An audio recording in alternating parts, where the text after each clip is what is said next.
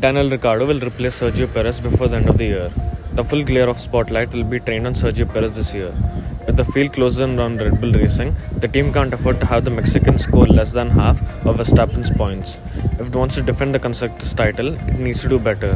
Daniel Ricciardo has been bought into AlphaTauri, or whatever the team will be called this year, with the specific intention of replacing Perez by 2025. The Australian has shown the old race-winning Ricciardo is still in him, ready to be unleashed. A faster car this year will allow him to prove that. Since the summer break, Perez has scored 51 points. This is less than Lando Norris's 100 and Oscar Piastri's 53.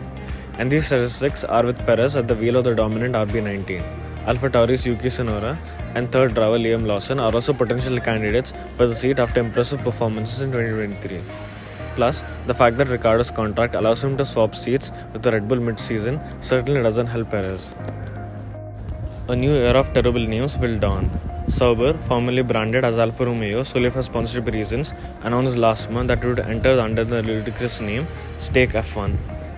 The team will be referred to as Stake this season. There's speculation of AlphaTauri that will also be carrying two American sponsors, and its name would be changed as Racing Bulls. Mercedes will slump to the end of its dominant era. With this year, we stop talking about Mercedes as a championship in exile and start talking about the fallen German marque undertaking a rebuild. Mercedes' struggles in 2023 were alarming. At no stage over 23 races, it genuinely appeared to understand its rebel car, the result of its doubling down on 2022's problematic machine.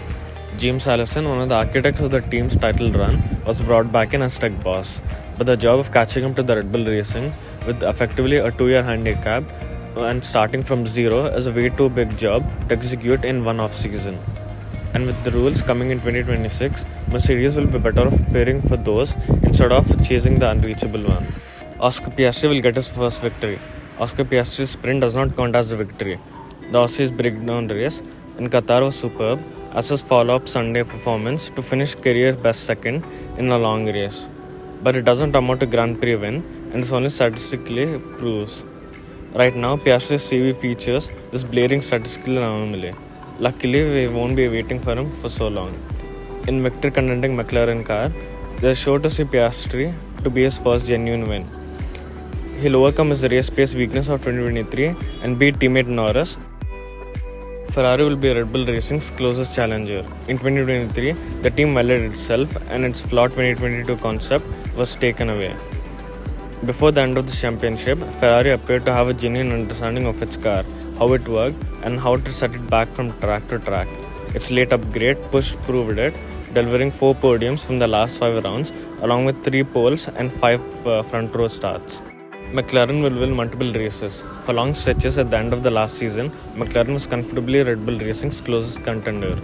In the 6 races between Singapore and Sao Paulo, McLaren collected 7 podiums and would have had an 8th if Lando Norris hasn't botched the qualifying in Mexico.